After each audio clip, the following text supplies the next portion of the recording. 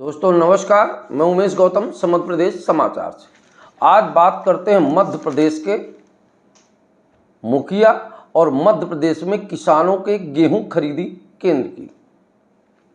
गेहूं खरीदी केंद्र खोलने में खासकर हम बात कर रहे हैं सतना जिला में कि कौन कौन दोषी है। हम तो कहेंगे कि प्रशासन के साथ साथ जो प्रशासन तंत्र है सतना का, खाद्य विभाग, कलेक्टर, ये लोग दोषी हैं। अब आपको बता दें हम ऐसा क्यों कह रहे हैं, क्योंकि आपको सच्चाई से अवगत कराना चाहते हैं। सरकार ने कहा था 15 अप्रैल से गेहूं खरीदी शुरू हो जानी चाहिए। ये बातें बहुत पहले की, पर सतना प्रशासनिक अमले ने तैयारियां नहीं की और वहीं जाके 20 अप्रैल के बाद स्थापना हो पाई और खरीदी केंद्र शुरू हो गए। ये समझ लीजिए कि 5 दिन तो पहले ही लेट हुई। उसके बाद भी पहले 1 एकड़ के 2 एकड़ के किसानों का स्लॉट बुक होता था। इसके बाद ये था कि बड़े किसानों का स्लॉट बुक होगा और किसान इस इंतजार में रहे कि एक किसान हमारा भी नंबर आएगा और हमारा गेहूं खरीदा जाएगा। पर दूसरी बात सुनिए, जहां 15 तारीख से खुलना था वहां स्वसहायता समूहों को देने वाले केंद्र 27 और 28 अप्रैल तक खोले गए, जिनकी स्थापना 2 तारीख तक हुई और 2 तारीख से उनकी स्थापना हुई। उसके बाद स्लॉट बुक होना बंद हो गए और स्लॉट बुक ऐसे हो रहे हैं कि जैसे अब तो खैर हो ही नहीं रहे हैं।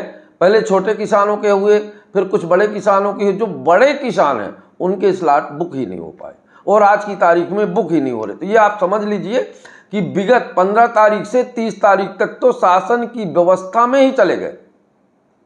सतना प्रशासनिक विभाग, खाद्य विभाग और सतना के विभाग स्थापना नहीं कर पाए और खरीदी केंद्र तो चालू ही नहीं कर। कुल मिला के किसी तरह से 25 अप्रैल के बाद खरीदी केंद्र किसी तरह से घसीट के शुरू हुए। उसके बाद बुकिंग का प्रॉब्लम, इधर 7-8 तारीखों से बिल्कुल स्लॉट बुकिंग ही बंद हो गई और स्लॉट बुकिंग के साथ साथ किसान घूम रहा है कि मेरी स्लॉट बुक कर दो और स्लॉट बुक ऊपर से ही बंद है, ऐसा अधिकारियों का कहना है।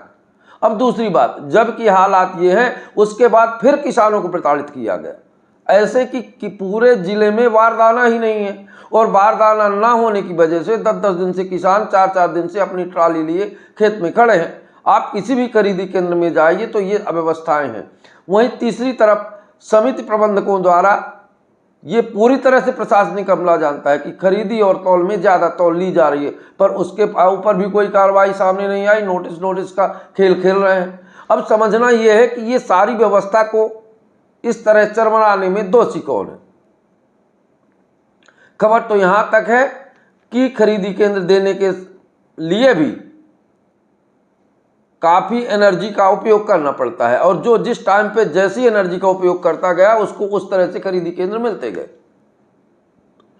और सतना के किसानों की दुर्गत तो यह रही कि जहां 15 अप्रैल से खुलना था वहां 25 अप्रैल से भी पूरी तरह से सारे खरीदी केंद्र नहीं खुल पाए।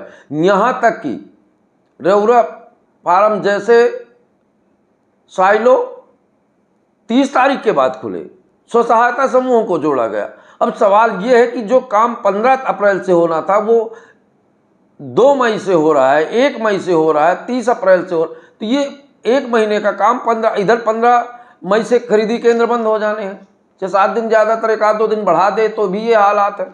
और किसानों की दुर्गत ये है कि इस खून पसीने से कमाया हुआ गेहूं आज वो मैदान में रखकर खून के आंसू रो रहा है और सरकारें किसान है ऐसी की बात करती हैं। एक बात तो साफ है कि वर्तमान सरकार की मंशा ही नहीं है कि किसानों का गेहूं खरीदी जाए, केवल वक्तव्य और भाषण के आधार पर ही गेहूं खरीदी जानी है।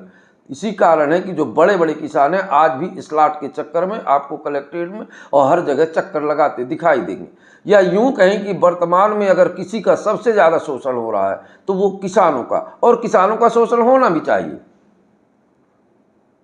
क्यों किसानों के पास संगठन नहीं है। 24,000 पटवारी हैं, वो अपनी मांगे पूरी करा लेते हैं, पर उसी पटवारी से अपने फसल का गेहूं लिखवाने में, सिंचित असिंचित लिखवाने में किसान के दांतों पसीना आ जाता है, क्योंकि किसान ही एक ऐसी समाज है जो असंगठित है और उसकी कोई मांग ही नहीं है। और सरकार धीरे धीरे उनके ऊपर बड़े बड़े कदम उठाती जा रही है। और देखिए अब किसानों को खाद लेने के लिए ऑनलाइन जो 2 बोरी खाद चाहिए थी वो 1 बोरी में, जो 50 किलो की बोरी थी वो 45 किलो को, या यूं कहें कि धीरे धीरे किसानों के ऊपर शिकंजा सरकार कसती गई और किसान ने उफ नहीं किया और सरकार की आदत बदल गई कि एमएसपी के नाम पर खरीदी केवल एक दिखावा रह गया। मुझे तो लगता है सतना के 30 से 35-40% किसान आज स्लॉट बुकिंग के चक्कर में अपनी फसल नहीं बेच पा रहे हैं। तो आखिर इसका दोषी क्या है, कौन है? जिला कलेक्टर जिसने लेट किया खरीदी केंद्र खोलने में, या खाद्य विभाग, या भोपाल, या प्रदेश का मुखिया? अब देखना यह है